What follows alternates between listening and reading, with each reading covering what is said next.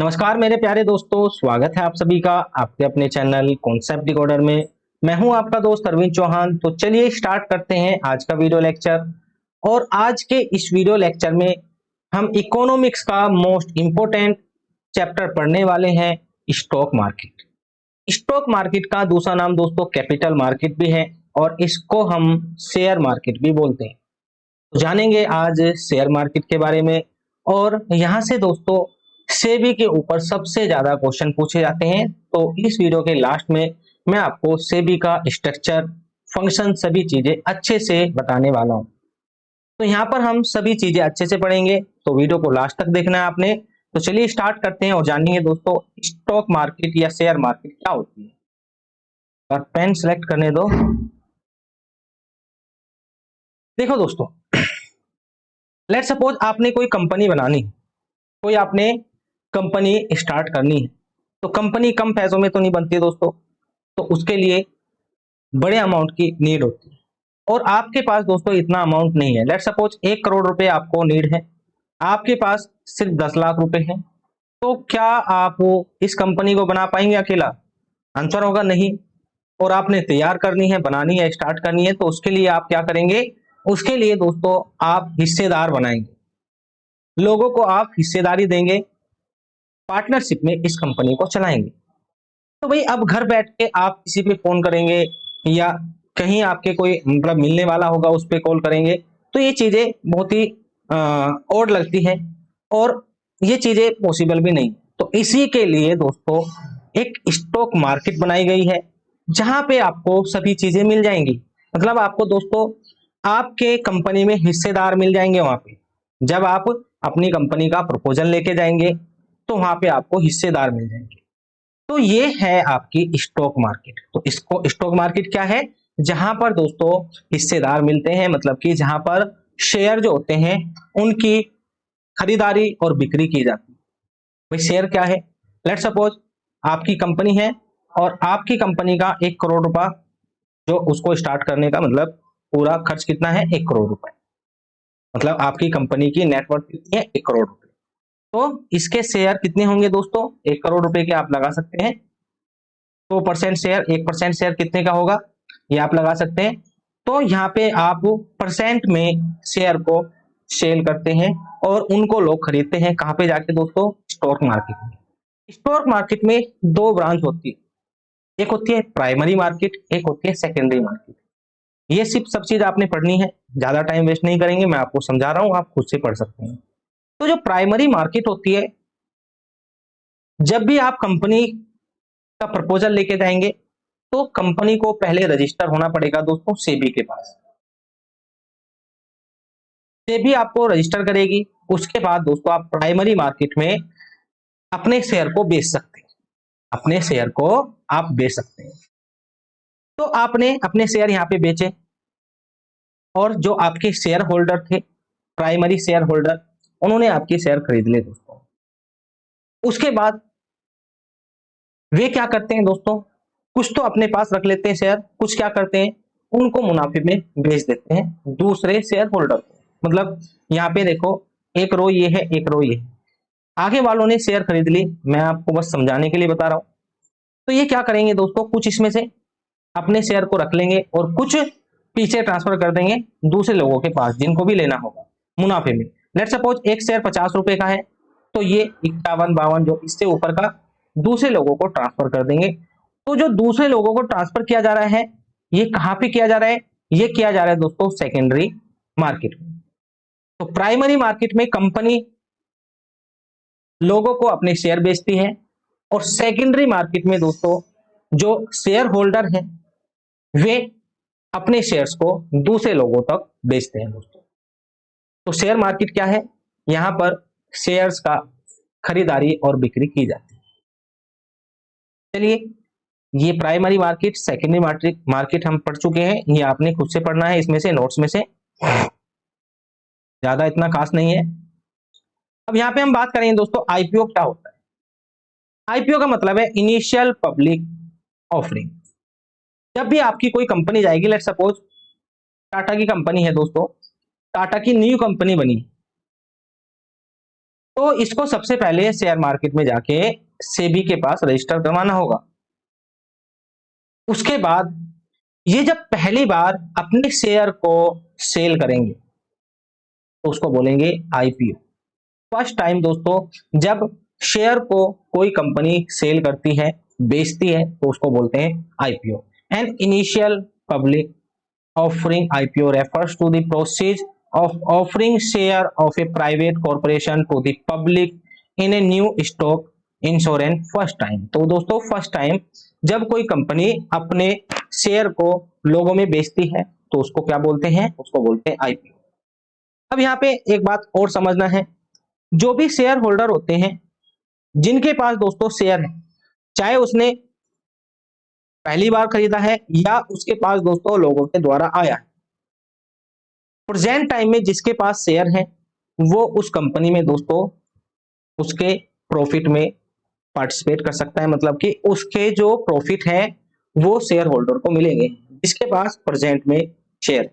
ठीक है, let suppose 5% company ने अपने शेयर बेच दिए हैं तो 90% तो कंपनी उसकी ओनर होगी प्रॉफिट की, और जो 5% है वो उसको डिस्ट्रीब्यूट करना पड़ेगा अपने शेयर होल्डर्स में।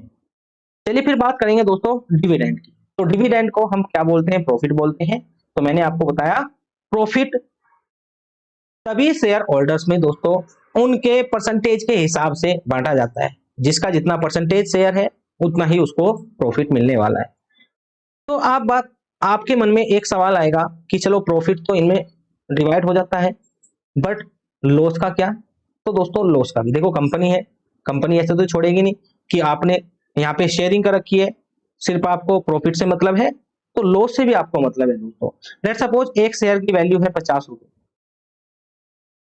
तो जब भी लॉस होगा कंपनी को तो उस टाइम जिस टाइम लॉस हुआ है उसकी वैल्यू डिक्रीज हो जाएगी 50 रुपए से, उसकी वैल्यू डिक्रीज हो जाएगी दोस्तों 50 रुपए से।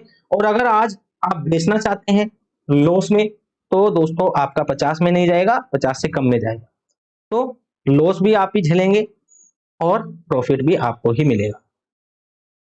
चलिए फिर बात करेंगे दोस्तों एम कैप की। एम कैप क्या होता है?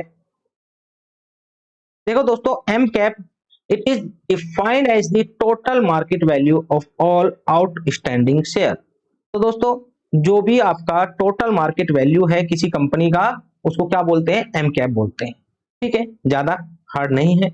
चलिए फिर बात करेंगे बाई बैक की। ये सभी चीजें पूछी जाती हैं। बाई बैक क्या होता है तो यहाँ पे समझना होगा बाई बैक के बारे में। तो देखो लेट सपोज हम बात कर रहे हैं टाटा कंपनी की। टाटा कंपनी ने दोस्तों 90% शेयर अपने पास रखे और 5% शेयर दोस्तों लोगों में डिवाइड कर दिए, मतलब अपने शेयर बेच दिए 5%। तो 5% हिस्सेदारी किसकी होगी, लोगों की कंपनी में, और 95% टाटा की।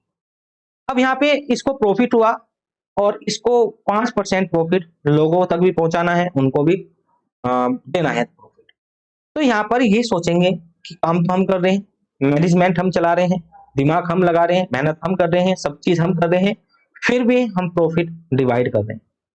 तो इसलिए क्या करती है कंपनी, अपने शेयर वापस लेने लगती है। फोर्सफुली नहीं लेती है, जिसको बेचना है बेच सकता है। लेट सपोज 5% में से 2% शेयर वापस आ चुके हैं। अब ये इन शेयर का क्या करेगी, इन शेयर को फाड़ के फेंक देगी। फाड़ के फेंक देगी इसका मतलब ये नहीं है दोस्तों कि वे रद्द हो चुके हैं। देखो अब क्या होगा, पहले 100% की शेयर की जो वैल्यू थी वो 1 करोड़ रुपए थी। अब दोस्तों 2% शेयर इन्होंने रद्द कर दिए हैं, फाड़ दिए हैं। अब क्या होगा, अब 90% शेयर की वैल्यू कितनी होगी, 1 करोड़ रुपए। मतलब अब कंपनी का जो वैल्यू है वो बढ़ चुका है, उसकी शेयर का वैल्यू बढ़ चुका है। अब आप देखेंगे एक शेयर की वैल्यू कितनी होगी, इसके हिसाब से निकालेंगे। लेट सपोज 50 रुपए। अब यहाँ पे देखेंगे तो अब जब निकालेंगे आप 50 रुपए से ज्यादा आएगी। तो इस टाइप से कंपनी क्या करती है दोस्तों, बाई बैक करती है। आप यहाँ पे पढ़ सकते हैं सभी चीजों को। चलिए आगे चलते हैं, जानेंगे ब्लू चिप कंपनीज के बारे में। तो ब्लू चिप कंपनी ऐसी कंपनी होती है दोस्तों जिनकी प्रोफाइल बहुत हाई होती है, जैसे कि कोका कोला। रिलायंस, LIC, ये सभी कंपनी क्या है, ये ब्लू चिप कंपनी होती है। और इसमें देखना दोस्तों आप, ये कंपनी बहुत ही ट्रस्टेड होती है। यहाँ पे अगर आप इन्वेस्ट करते हैं तो आपको कभी भी जिंदगी में ये घाटा नहीं देंगे। ये लॉन्ग टर्म के लिए आप इसमें क्या कर सकते हैं, इन्वेस्ट कर सकते हैं, बट यहाँ पे आपको ज्यादा प्रॉफिट भी नहीं मिलने वाला है। पर दोस्तों ये श्योर है कि यहाँ पे आपको लॉस नहीं होगा। तो ऐसी कंपनी कहलाती है ब्लू चिप कंपनी, जो कि trusted company, high profile companies होती है। चलिए बात करेंगे दोस्तों डीमेट अकाउंट की। तो डीमेट अकाउंट क्या है, आप देखो, लेट सपोज टाटा कंपनी है और यहाँ पे ABC, 3 आदमी है दोस्तों जो इसके शेयर खरीदने चाहते हैं। तो दोस्तों ऐसे इसके शेयर नहीं खरीद सकते। उसके लिए क्या करना होगा, उसके लिए इनको भी दोस्तों रजिस्ट्री करानी होगी। और यहाँ पे इनका क्या होता है दोस्तों, एक डीमेट अकाउंट खुलता है।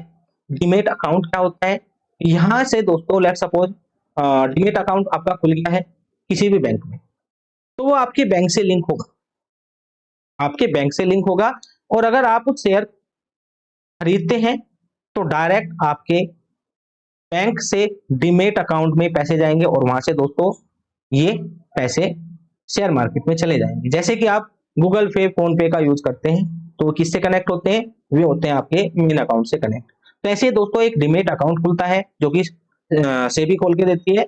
और अब तो आपने देखा होगा, अब तो सभी बैंक बोलते हैं कि हम आपका डीमेट अकाउंट भी खोलेंगे अगर आप हमारे यहाँ पे अकाउंट खुलवाते हैं।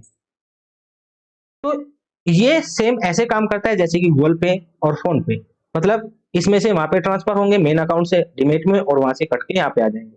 और अगर आप अपना शेयर बेचते हैं तो वो कहाँ पे जाएगा दोस्तों, डीमेट अकाउंट से फिर मेन अकाउंट में आप उसको ट्रांसफर कर सकते हैं। चलिए फिर बात करेंगे दोस्तों इनसाइडर ट्रेडिंग की। इनसाइडर ट्रेडिंग क्या है, अब देखो इनसाइडर ट्रेडिंग एक इलीगल प्रोसीज है दोस्तों, ये इसको इलीगल माना जाता है। और इसके लिए दोस्तों बहुत सारे प्रावधान किए गए हैं, जेल भी होती है अगर कोई ऐसा करता हुआ पकड़ा जाता है। तो यहाँ पे हम बात कर रहे हैं, लेट सपोज टाटा कंपनी की ही बात कर रहे हैं। टाटा कंपनी के दोस्तों MD या CEO क्या करते हैं, इनको दोस्तों देखो यही प्लानिंग करते हैं क्या होने वाला है फ्यूचर में, हम कौन कौन सी स्कीम लॉन्च करने वाले हैं, ये सभी कौन प्लान करता है, MD और CEO। तो इनको पता होता है आगे चल के हमारी कंपनी को घाटा होगा या फिर प्रॉफिट होगा, क्योंकि मेन चीज यही है, मैनेजमेंट को यही देखते हैं दोस्तों। तो ये पहले से ही इनको पता चल जाता है कि घाटा होने वाला है या लॉस होने वाला है। तो अगर प्रॉफिट होने वाला है कंपनी को तो ये क्या करते हैं दोस्तों, ये अपने आदमियों को शेयर मार्केट में भेजते हैं और वहां से दोस्तों शेयर परचेज करते हैं, अपनी ही कंपनी के शेयर ये परचेज करते हैं। क्योंकि इनको पता है अगर कोई शेयर 50 रुपए का है तो आगे चल के वो बढ़ने वाला है। तो इसी को बोलते हैं हम इनसाइडर ट्रेडिंग, मतलब कि अंदर से ही कंपनी के अंदर से कोई ट्रेड कर रहा है। तो ये जो है दोस्तों ये इलीगल है और इस पर इंडिया में बैन लगा है। ऐसा ही दोस्तों किया था जो मुकेश अंबानी के भाई थे अनिल अंबानी, उन्होंने दोस्तों इनसाइडर ट्रेडिंग की थी और उनपे भी दोस्तों बैन लगा था, जुर्माना लगा था। चलिए अब हम बात करेंगे दोस्तों FII। FII क्या है दोस्तों, फॉरेन इंस्टीट्यूशनल इन्वेस्टर। इसको मैं आपको सिंपल वर्ड में बताने की कोशिश करूंगा, आप यहाँ पे पढ़ सकते हैं। देखो दोस्तों कोई कंपनी है, फॉरेनर कंपनी है, वो इंडिया में इन्वेस्ट करना चाहती है। लेट सपोज कोई ए है, वो इंडिया में इन्वेस्ट करना चाहता है, तो ऐसे ही इन्वेस्ट नहीं कर पाएगा दोस्तों, वो सबसे पहले किसके पास जाएगा, सेबी के पास जाएगा। सेबी के पास उसे रजिस्टर करवाना होगा और रजिस्टर करवाने के बाद ही वो इन्वेस्ट कर सकता है और अपने जो पैसे लाया है फॉरेन से उसको जाके RBI के पास चेंज करेगा। डॉलर है तो डॉलर के बदले क्या मिलेंगे, रुपए मिलेंगे, और फिर वो इस कंपनी में मतलब इस शेयर मार्केट में इन्वेस्ट कर सकता है। इन्वेस्ट करने का मतलब है दोस्तों शेयर खरीदना, शेयर खरीद सकता है। तो इसको बोलेंगे हम FII। अब यहाँ पे दोस्तों एक टर्म आती है FDI, दोनों का सेम मतलब है बट डिफरेंस क्या है, डिफरेंस ये है दोस्तों FII में जो भी कंपनी रजिस्टर होती है सेबी के पास, वो कंपनी सिर्फ शेयर खरीद सकती है, मैनेजमेंट का कोई भी रोल नहीं होता है। मतलब कि लेट सपोज टाटा के शेयर खरीदने हैं किसी अमेरिकन कंपनी को, तो टाटा के सिर्फ शेयर खरीदेगी, उसको प्रॉफिट से मतलब होगा, उसको मैनेजमेंट से कोई मतलब नहीं होगा। कंपनी का ओनरशिप उसको दोस्तों सिर्फ प्रॉफिट के लिए मिलेगा, मैनेजमेंट में कोई भी रोल नहीं होगा। मैनेजमेंट सिर्फ कौन चलाएगा? टाटा चलाएगा। इसको रखना है, क्या स्कीम लॉन्च करनी है, क्या नहीं करना है, बस इनको क्या किससे मतलब है? प्रॉफिट से या लॉस से मतलब।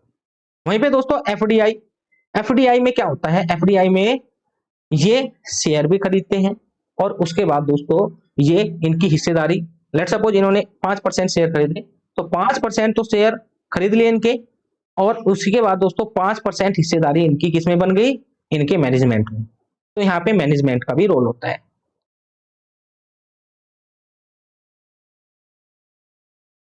चलिए फिर बात करेंगे दोस्तों पी नोट।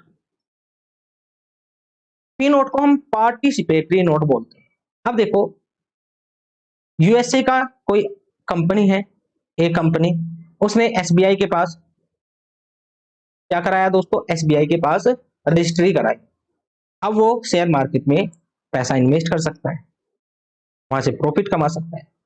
अब यहाँ पे देखा कि एक यूएसए का दूसरा कंपनी है, आदमी है, पर्सन है बी, उसने बोला कि मैं भी इंडिया में इन्वेस्ट करना चाहता हूँ, इंडिया की शेयर मार्केट में इन्वेस्ट करना चाहता हूँ, बट मैं जो सेबी के पास कार्रवाई होती है, कागजी कार्रवाई होती है दोस्तों, डॉक्यूमेंटल सारी प्रोसेस होता है, इससे बचना चाहता हूं, मैं डायरेक्ट इन्वेस्ट करूंगा, मैं यहाँ पे रजिस्ट्री नहीं कराऊंगा। तो अब क्या होगा? ए एक नोट जारी करेगा जिसको बोलेंगे पी नोट। ए नोट जारी करेगा दोस्तों जिसको बोलेंगे पी नोट, और इसमें दोस्तों पूरी इंफॉर्मेशन लिखेगा कि मैं इसको जानता हूं, अगर कोई प्रॉब्लम होती है तो इसका जिम्मेदार मैं हूं, सभी चीजें लिखेगा। ये इसको देगा ए बी को, पी नोट को, ये आएगा दोस्तों शेयर मार्केट में, सेबी को दिखाएगा और सेबी इसको परमिशन दे देगी। तो यहाँ पे ये पूरे प्रोसेस से बच जाता है और वहां पे इन्वेस्ट कर सकता है। तो पी नोट का मतलब ये होता है। चलिए आगे चलते हैं, आगे बात करेंगे हम इंडिया हैज। अब देखो यहाँ पे शेयर मार्केट की बात कर रहे हैं, हमने अभी कुछ इंपोर्टेंट टर्म्स देखी जहां से क्वेश्चन पूछता है। अब हम बात करेंगे दोस्तों शेयर मार्केट कितनी है। तो इंडिया में 23 शेयर मार्केट है, जिसमें से 2 नेशनल है दोस्तों और 21 प्रोविंशियल है। तो यहाँ पे 2 नेशनल के बारे में ही क्वेश्चन पूछे जाते हैं, जो नेशनल है दोस्तों, जैसे कि Bombay stock exchange. Bombay stock exchange के ऊपर क्वेश्चन पूछा जाता है। ये सबसे पहले बना दोस्तों, एशिया का सबसे पुराना है, एशिया में सबसे पहले बना था बॉम्बे स्टॉक एक्सचेंज। ठीक है, ये एक मार्केट है इस टाइप की। देखो ऐसा नहीं होता है कि प्राइमरी मार्केट इसमें, सेकेंडरी मार्केट इसी में भी, किसी भी स्टॉक एक्सचेंज में ये अलग अलग नहीं होती है दोस्तों, एक ही छत के नीचे सारे काम होते हैं। तो ये सबसे ओल्डेस्ट आपकी स्टॉक मार्केट है, ये बनी थी 1875 में, और 2002 में दोस्तों इसको नेशनलाइज किया गया, मतलब कि इसको सरकारी बना दिया गया। यहाँ पे ये क्या करते हैं दोस्तों, इंडेक्स या फिर सेंसेक्स, अपने हर साल के सेंसेक्स यहाँ पे दोस्तों अपलोड करते हैं, ये पब्लिश करते हैं। आपने देखा होगा न्यूज़पेपर में, आप देखेंगे अगर तो वहां पे दिखेगा ये सेंसेक्स रहा है इस कंपनी का, ये रहा मतलब कि इस मार्केट का ये सेंसेक्स रहा है, इस बार बढ़ा है या घटा है, तो ये सभी चीजें सेंसेक्स होती है। तो यहाँ पे तो इसमें सेंसेक्स इंपोर्टेंट है, वैसे तो 5 है बट 2 ही इंपोर्टेंट है। BSE 30 पूछता है इसमें कितनी कंपनी है, तो इसमें दोस्तों 30 कंपनी रजिस्टर है। पे BSE 500, इसमें 500 कंपनी रजिस्टर्ड है। ठीक है, चलिए फिर बात करते हैं दोस्तों सेकंड, नेशनल स्टॉक एक्सचेंज। ये है दोस्तों नेशनल स्टॉक एक्सचेंज, इसको बनाया गया 1992 में, और इसने अपना वर्किंग चालू किया दोस्तों 1994 में। और इसके प्रमोटर थे दोस्तों कौन? IDBI bank, GIC bank and LIC। ठीक है, तो ये जो कंपनी है ये प्रमोटर है इसकी दोस्तों नेशनल स्टॉक एक्सचेंज की, पूछा जाता है। और ये वर्ल्ड का सब 3rd लार्जेस्ट स्टॉक मार्केट है, नेशनल स्टॉक एक्सचेंज वर्ल्ड का थर्ड लार्जेस्ट स्टॉक मार्केट है। चलिए इसके सेंसेक्स की बात करते हैं। तो इसमें एक ही सबसे इंपॉर्टेंट सेंसेक्स है दोस्तों, ये है S&P/CNX 50, जिसको बोलते हैं दोस्तों निफ्टी। तो निफ्टी मतलब 50। निफ्टी के बारे में कई बार क्वेश्चन पूछा जा चुका है। चलिए फिर हम बात करेंगे सेबी की। सेबी क्या है दोस्तों? सेबी एक ऑर्गेनाइजेशन है जिसको बनाया गया था दोस्तों 12 अप्रैल 1988 में। ठीक है, डेट इंपॉर्टेंट है, कहीं पे अगर गलत लिखा है तो उसको काट देना। ये बहुत ही मैंने सर्च करके लिखा है दोस्तों, 12 अप्रैल 1988 में इसको बनाया गया था और इसका हेडक्वार्टर है दोस्तों मुंबई में। और सेबी एक्ट के थ्रू दोस्तों 1992 में जो पास हुई थी सेबी एक्ट, उसके बाद इसको दोस्तों कॉन्स्टिट्यूशनल बॉडी बनाया गया। और ये कब पास हुई थी दोस्तों? 30 जनवरी 1992 में। ध्यान रखना है आपने। चलिए इसके स्ट्रक्चर की बात करें तो इसमें दोस्तों एक चेयरमैन होता है और 9 मेंबर होते हैं। तो एक चेयरमैन होता है दोस्तों जिसको यूनियन गवर्नमेंट सेलेक्ट करती है, अपॉइंट करती है।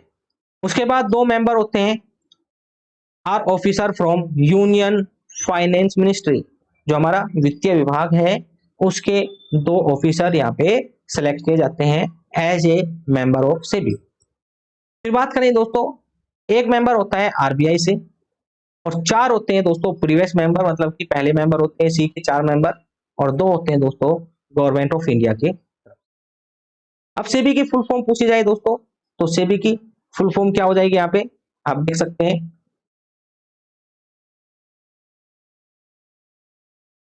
Stock exchange board of India. Stock exchange board of India, ध्यान रखना है, सेबी की फुल फॉर्म भी पूछी जाए। वह चेक करने दो रिकॉर्डिंग चल रही है नहीं, ठीक है।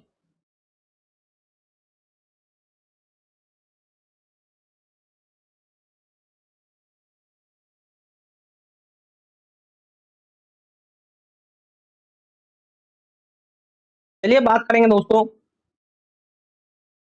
इसके फर्स्ट चेयरमैन की। तो ये है दोस्तों जीवी रामकृष्ण। इनके फर्स्ट चेयरमैन थे दोस्तों सेबी के जीवी रामकृष्ण। चलिए फिर आगे चलते हैं, आगे हम बात करेंगे दोस्तों रिसेंट चेयरमैन की। तो ये है दोस्तों अजय त्यागी।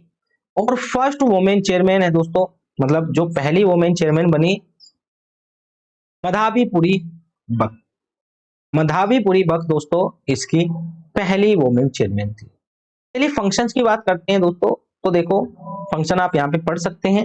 यहाँ पे देखो दोस्तों जो फंक्शन होते हैं ये पूरी स्टॉक मार्केट को रेगुलेट करता है। वहां पे कोई धोखाधड़ी हो रही है तो रोकता है दोस्तों, कोई वहां पे इलीगल काम कर रहा है तो उसको पनिश करता है। ठीक है, जो भी एक्ट पास करनी है स्टॉक के मार्केट के लिए वो पास करता है दोस्तों सेबी। तो सेबी क्या है? पूरी कॉन्स्टिट्यूशनल बॉडी है जिसके तहत दोस्तों पूरी मार्केट को रेगुलेट किया जाता है। आप यहाँ पे पढ़ सकते हैं सभी। ठीक है दोस्तों, ये प्रोटेक्ट करता है इन्वेस्टर को। ठीक है, इनसाइडर ट्रेडिंग को चेक करता है जो कि इलीगल होती है दोस्तों, कंट्रोल करता है ओवर ब्रोकर्स को, रिकॉर्डिंग टू कंट्रोल द फंक्शनर। ये सभी चीजें आप पढ़ सकते हैं दोस्तों, ज्यादा हार्ड नहीं है। तो ये हुआ हमारा स्टॉक मार्केट, इससे बाहर क्वेश्चन नहीं पूछा जाएगा, आप इसको अच्छे से नोट्स के थ्रू पढ़ सकते हैं। चलिए बात करेंगे गुड्स के बारे में। तो यहाँ पे गुड्स से क्वेश्चन पूछता है एसएससी, चाहे वो कोई सा भी एग्जाम हो, एसएससी जेई का एग्जाम हो, सीजीएल का एग्जाम हो, कोई सा भी एग्जाम हो दोस्तों, एसएससी का फेवरेट है गुड्स। कई बार एसएससी जेई में भी क्वेश्चन पूछे जाते हैं। तो यहाँ पर हम टाइप्स ऑफ गुड पढ़ने वाले हैं। इसमें से सबसे पहला है दोस्तों सब्स्टिट्यूट गुड्स। सब्स्टिट्यूट गुड्स कौन सी होती हैं और क्वेश्चन कैसे पूछे जाते हैं दोस्तों? पूछा जाएगा प्राइस बढ़ने पर डिमांड बढ़ती है या कम होती है। प्राइस बढ़ने पर डिमांड पर क्या इफेक्ट पड़ता है? तो देखो सब्स्टिट्यूट गुड कैसी होती है दोस्तों, जैसे कि टी एंड कॉफी, मतलब एक दूसरे के लिए, मतलब आप क्या कर सकते हैं, दोनों को एक ही पर्पज के लिए यूज कर सकते हैं। ऐसी गुड्स को क्या बोलते हैं? सब्स्टिट्यूट गुड्स बोलते हैं। तो जैसे कि दोस्तों टी एंड कॉफी, ये सब्स्टिट्यूट गुड है। तो यहाँ पे बोला है दोस्तों price is directly proportional to demand, मतलब कि प्राइस बढ़ेगा डिमांड बढ़ेगी। वैसा कैसे हो सकता है? तो देखो, अब ये मत समझ लेना कि ये दोनों सब्स्टिट्यूट गुड है, ठीक है, यहाँ पे कंफ्यूजन आता है। ये मत समझ लेना दोस्तों ये दोनों सब्स्टिट्यूट गुड है। मैंने बोला टी, टी का सब्स्टिट्यूट गुड कौन है? ये है दोस्तों कॉफी। मैंने बोला कॉफी, तो कॉफी का सब्स्टिट्यूट कौन है दोस्तों? टी। तो चलिए हम बात करते हैं यहाँ पे टी एंड कॉफी की, और यहाँ पे हम दोस्तों टी को कंसिडर कर रहे हैं। अब देखो चाय की हमने प्राइस बढ़ाई, अब क्या करेंगे दोस्तों? इसके लिए अब सब्स्टिट्यूट गुड कौन सी हो चुकी है? कॉफी। जैसे मैंने चाय का प्राइस बढ़ाया, अब चाय से शिफ्ट होके लोग कहां पे चले गए दोस्तों? कॉफी पे, क्योंकि उनको तो अपना स्वाद लेना है, उनको तो अपना स्वाद लेना है, तो वे टी से भी ले सकते हैं, कॉफी से भी ले सकते हैं। अब टी को छोड़ के कॉफी पे चले गए दोस्तों, तो कॉफी की डिमांड बढ़ चुकी है, मतलब सब्स्टिट्यूट गुड्स की डिमांड बढ़ चुकी है। जैसे ही प्राइस बढ़ाते हैं आप, वैसे ही सब्स्टिट्यूट गुड की प्राइस डिमांड बढ़ने लगती है। और अगर इसका प्राइस आपने कम किया तो जाहिर सी बात है इसकी भी डिमांड कम हो जाएगी, क्योंकि लोग इसको ज्यादा पिएंगे ना कि इसको। तो एग्जांपल इंपॉर्टेंट है, जैसे कि पेप्सी एंड कोको कोला। चलिए फिर बात करते हैं दोस्तों कॉम्प्लीमेंट्री गुड्स। कॉम्प्लीमेंट्री गुड्स में दोस्तों म्यूचुअल रिलेशनशिप होता है, means both are used together. ये आपस में यूज की जाती है। अगर दो गुड्स हैं, कॉम्प्लीमेंट्री गुड्स हैं, तो आप उनको अलग अलग यूज नहीं कर सकते। जैसे कि दोस्तों यहाँ पे मैंने लिखा है ink and pen, needle thread, car and fuel. भाई देखो अगर फ्यूल नहीं है तो कार को आप चलाएंगे? अब ये मत बोलने लग जाना कि धक्का मार के चलाएंगे, तो वो तो आपका मतलब कि आप चला रहे हैं उसको, फ्यूल थोड़ी चला रहे हैं। बट फ्यूल अगर नहीं होगा कार नहीं चल सकती है। ऐसे ही दोस्तों अगर थ्रेड नहीं होगा तो निडल का क्या काम है, इंक नहीं होगी तो पेन का क्या काम है, ठीक है। तो ये होती है कॉम्प्लीमेंट्री गुड। अब इनसे क्या होता है दोस्तों? प्राइस इनवर्सली प्रोपोर्शनल होता है डिमांड की। जैसे कि हम बात कर रहे हैं पेन, पेन का कॉम्प्लीमेंट्री कौन है दोस्तों? इंक। पेन का मैंने प्राइस बढ़ा दिया है, इंक का डिमांड कम हो जाएगा, क्योंकि अब लोग पेन खरीदना ही कम कर देंगे, पेन का प्राइस बढ़ने लगा है। तो इंक का क्या करेंगे फिर वे? तो इंक भी कम खरीदना चालू कर देंगे, मतलब कि इसकी डिमांड कम होने लगेगी। तो इसको बोलते हैं दोस्तों कॉम्प्लीमेंट्री गुड्स। चलिए बात करेंगे पब्लिक गुड्स की। तो पब्लिक गुड्स वे होती हैं जो कि पब्लिक के लिए यूज की जाती हैं। तो ये गवर्नमेंट के अंडर में आती हैं, गवर्नमेंट के अंडर में आती हैं, तो इन पे कोई भी प्राइस और डिमांड की कॉन्सेप्ट लागू नहीं होती है। मतलब कि आप कितना भी प्राइस बढ़ाएं, डिमांड पे कोई फर्क नहीं पड़ेगा, क्योंकि पैसा आपकी जेब से नहीं जा रहा है दोस्तों, पैसा किसकी जेब से जा रहा है? सरकार की जेब से। और यूज करने वाले कौन है? हम। तो डिमांड हमारी है, तो हमें कोई फ्री में दे रहा है, चाहे वो 1 लाख की चीज है या 10 लाख की चीज है या फिर फ्री की चीज है, हमें फर्क नहीं पड़ रहा है दोस्तों, हमारी डिमांड तो ज्यादा ही रहेगी, क्योंकि फ्री के लिए तो हम टूट के पड़ते हैं। तो public park, defence and street light.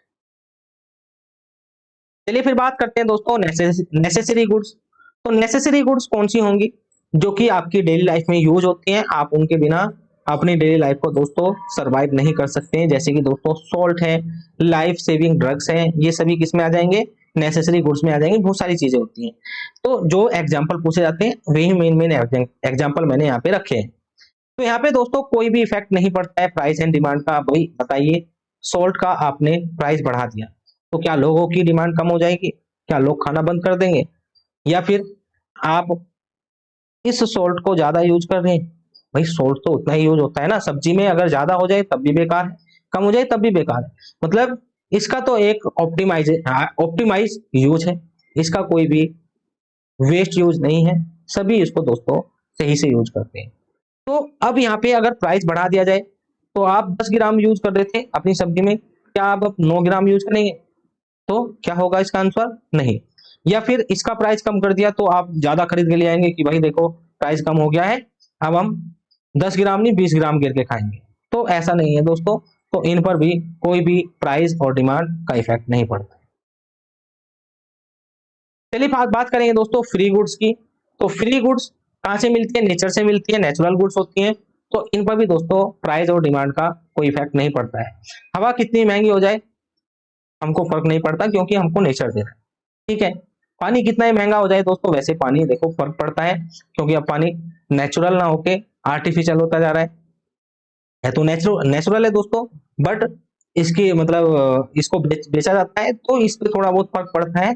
पर दोस्तों नेचुरल गुड्स जितनी भी होती है उन पर प्राइस का कोई भी इफेक्ट नहीं पड़ता है डिमांड पर। तो यहाँ पे वाटर, फ्रेश एयर और सनलाइट। चलिए बात करेंगे दोस्तों स्टेटस सिंबल गुड्स। तो जो आपके स्टेटस को बढ़ाती हैं स्टेटस सिंबल गुड्स, यहाँ पे दोस्तों प्राइस डायरेक्टली प्रोपोर्शनल होता है डिमांड के, मतलब प्राइस बढ़ेगा डिमांड बढ़ेगी। अब ये क्या पागलपंती है, भाई प्राइस बढ़ रहा है, हम इतने बेवकूफ कब से हो गए कि महंगी महंगी चीजें ज्यादा खरीदेंगे। तो देखो दोस्तों, लेट सपोज गोल्ड की बात कर रहे हैं। गोल्ड का प्राइस अगर हमने 10 रुपए कर दिया तो इसकी वैल्यू खत्म हो जाएगी, कोई भी खरीदना नहीं चाहेगा। तो सब इसको रॉयल्टी से जोड़ के देखते हैं कि जिसके पास जितना ज्यादा सोना वो उतना ज्यादा अमीर, रॉयल। तो जितना ज्यादा इसका प्राइस बढ़ता है उतनी ज्यादा मार्केट में डिमांड बढ़ती है इस चीज की। ऐसे ही दोस्तों luxurious cars, iPhone, silvers, gold, ये जितनी भी ज्वेलर्स होती हैं इनके प्राइस बढ़ने से इनकी डिमांड बढ़ती है, ठीक है। चलिए आगे चलते हैं, नॉर्मल गुड्स की बात करते हैं। नॉर्मल गुड्स जैसे कि दोस्तों व्हीट, ग्रेन्स, क्लॉथ, तो ये भी दोस्तों डेली लाइफ में यूज होने वाली हैं। तो no effect of price but income is directly proportional to demand, ये क्वेश्चन पूछा जा चुका है कि इस पर प्राइस का इफेक्ट पड़ता है या इनकम का। इनकम बढ़ेगी तो आप ज्यादा खरीदेंगे इन चीजों को, इनकम घटेगी तो आप दोस्तों कम खरीदेंगे, प्राइस का यहाँ पे कोई भी लेना देना नहीं। चलिए फिर बात करेंगे इंफीरियर गुड्स की, एंड आगे जो भी हम पढ़ने वाले हैं। इंफीरियर गुड्स क्या होती हैं दोस्तों? ये होती है निम्न स्तर की वस्तुएं। निम्न स्तर की वस्तुएं मतलब जिनकी क्वालिटी सबसे लो होती है, सबसे डाउन क्वालिटी की जो गुड्स होती हैं उनको बोलते हैं इंफीरियर गुड्स। तो inferior goods are those goods whose demand decreases with an increase in consumer income। तो कंज्यूमर इनकम अगर बढ़ती है तो यहां पर दोस्तों इंफीरियर गुड्स की डिमांड घटने लगती है। भाई देखो, लेट सपोज माइक्रोमैक्स का फोन है और वहीं पे दोस्तों आईफोन है। आपकी अभी लॉटरी लग जाए, आपके पास 50 लाख रुपए आ जाए, क्या आप माइक्रोफोन को खरीदेंगे, माइक्रोमैक्स को खरीदेंगे या आईफोन को खरीदेंगे? तो आपकी चॉइस क्या होगी? आईफोन होगी, इसको कोई नहीं खरीदेगा क्योंकि अब आपकी इनकम बढ़ चुकी है। For inferior good negative income elasticity and positive price elasticity. देखो ये क्वेश्चन एसएससी सीडीएस में पूछा गया। देखो हर एग्जाम का पैटर्न अलग होता है और वहां पे जो क्वेश्चंस का हार्डनेस लेवल होता है वो भी अलग होता है।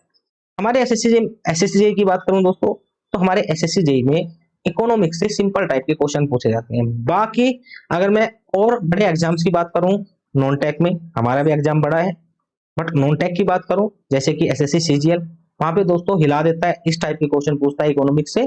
तो कभी इकोनॉमिक्स के क्वेश्चन देख के यहाँ पे जज मत कर लेना कि वहां पे इतना अच्छा क्वेश्चन पूछ रहा है, यहाँ पे नहीं लग रहा है। तो आपने अपने क्वेश्चन देखने हैं इकोनॉमिक्स से, तो आपके लग जाएंगे। चलिए बात करते हैं दोस्तों नेगेटिव इनकम इलास्टिसिटी का क्या मतलब है और पॉजिटिव प्राइस इलास्टिसिटी का क्या मतलब है। यहाँ पे देखो पॉजिटिव प्राइस इलास्टिसिटी का मतलब है दोस्तों इंफीरियर गुड पे कि अगर इनका दाम बढ़ता है, इनका दाम बढ़ता है दोस्तों, तो डिमांड क्या करती है? डिमांड भी बढ़ती है।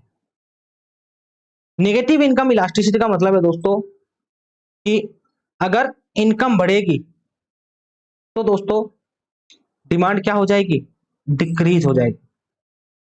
समझना इन चीजों को, अगर इनकम बढ़ेगी तो इसकी डिमांड डिक्रीज हो जाएगी, इसका मतलब है नेगेटिव इनकम इलास्टिसिटी। और पॉजिटिव प्राइस इलास्टिसिटी का मतलब इनकी अगर प्राइस बढ़ते हैं तो ये इंफीरियर से किस साइड शिफ्ट होती है दोस्तों? गुड कैटेगरी की टाइप ये या साइड ये शिफ्ट होने लगती है। तो आपको लगने लगता है कि ये अच्छी मार्केट है, मतलब कि अच्छा मतलब कि अब अच्छा बन चुका है माइक्रोमैक्स या अच्छी चीजें बन चुकी हैं, जब उनके प्राइस हाई होते हैं। ठीक है, वहीं पे दोस्तों अगर आपको कोई भी रेमंड का कपड़ा आपको 50 रुपए में दे दिया जाए, तो आप उसको जज कर लेंगे कि लोकल होगा, चाहे वो ओरिजिनल है। और वहीं पे दोस्तों लोकल जिसकी कीमत 50 रुपए है, उसको 500 रुपए कर दिया जाए, तो आप मानेंगे कि अच्छा है, तो आप इसको खरीदेंगे या इसको खरीदेंगे? इसको खरीदेंगे दोस्तों, जबकि ये इंफीरियर गुड। चलिए फिर बात करते हैं हम एग्जाम्पल की। Non branded items, low quality grains, ये आ जाएंगे आपके इंफीरियर गुड्स। गिनिफ गुड्स की बात करें दोस्तों, तो गिनिफ गुड्स कुछ बेटर गुड होती है दोस्तों, किससे? इंफीरियर गुड से, बट होती सेम ही। मतलब ये दोस्तों रेयर गुड्स होती है इंफीरियर गुड। हर इंफीरियर गुड गिनिफ गुड गिफिन गुड नहीं हो सकती दोस्तों। हर इंफीरियर गुड गिफिन गुड नहीं हो सकती, बट हर गिफिन गुड इंफीरियर गुड जरूर होती है। गिफिन्स goods are goods whose demand increases with increase its price and vice versa। तो ऐसा तो उसमें भी था, तो इनका प्राइस बढ़ने पर इनकी डिमांड बढ़ती है, इनकम बढ़ने पर इनकी डिमांड घटती है दोस्तों। Giffen goods are rare form of inferior goods that have no ready substitute और alternative। तो दोस्तों इनका कोई रेडी सब्सिट्यूट नहीं होता, मतलब कि आपने ये नहीं खरीदना दूसरा खरीद लेना, ऐसा आप नहीं सोच सकते, क्योंकि इनका नहीं होता है सब्सिट्यूट। जैसे कि दोस्तों ब्रेड, राइस एंड पोटैटो।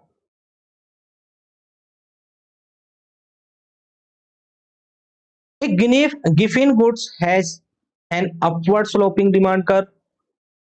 तो दोस्तों यहाँ पे क्वेश्चन पूछा गया था, जो गिफिन गुड है उनका डिमांड कर्व कैसा होता है? तो इनका डिमांड कर्व होता है दोस्तों अपवर्ड, अपवर्ड होता है, मतलब प्राइस बढ़ता है, इनकी डिमांड बढ़ती है, प्राइस बढ़ता है, इनकी डिमांड बढ़ती है। मैं बात कर रहा हूं अपने पॉइंट ऑफ व्यू से, कंज्यूमर के पॉइंट ऑफ व्यू से। तो भाई देखो, ऐसा सोचना देखो बहुत ही अटपटा सा लगता है कि किसी चीज के प्राइस बढ़ रहे हैं, हम उस चीज को ज्यादा खरीदेंगे। बट हाँ, क्योंकि रॉयल चीजों की तरफ शिफ्ट होने लगती है, ऐसे होती है इंफीरियर ही गुड, बट हम मानने लगते हैं कि जिसका प्राइस ज्यादा होगा, क्योंकि हमारी आइडियोलॉजी सेट हो चुकी है कि जो महंगी होती है वो अच्छी होती है। चलिए फिर बात करेंगे दोस्तों एग्जाम्पल्स। यहाँ पे एग्जाम्पल हो जाएंगे ब्रेड, बाजरा, राइस, पोटैटो। फिर हम बात करेंगे दोस्तों फाइनल गुड्स की। तो फाइनल गुड्स आपको पता है जो आपके हाथों तक पहुंचती है वो आपकी फाइनल गुड्स है। Final goods are prefer to those goods that do not require further processing, जिसके लिए फर्दर प्रोसेसिंग की नीड नहीं होती है। मतलब आपके पास पेन पहुंच गया है, अब पेन को फर्दर प्रोसेसिंग की नीड नहीं है, आप उसको यूज कर सकते हैं। ठीक है, यहाँ पे मैं 3 चीज और बताने वाला हूं जो कि इससे रिलेटेड नहीं है, बट ये पूछी जा चुकी है, तो इसको यहाँ पे कवर कर लेते हैं। लो रेंज ग्राफ क्या होता है, गिनी इंडेक्स क्या होता है दोस्तों, और ये नव है, नव मालथूसियन थ्योरी क्या है, ये कई बार क्वेश्चन पूछे जा चुके हैं, तो इन तीनों को यहाँ पे ध्यान रखना है। लो रेंज कर्व में हम इनकम का डिस्ट्रीब्यूशन करते हैं, सिर्फ इतना ही आपने याद रखना है, ज्यादा इसमें डीप में नहीं जाना है।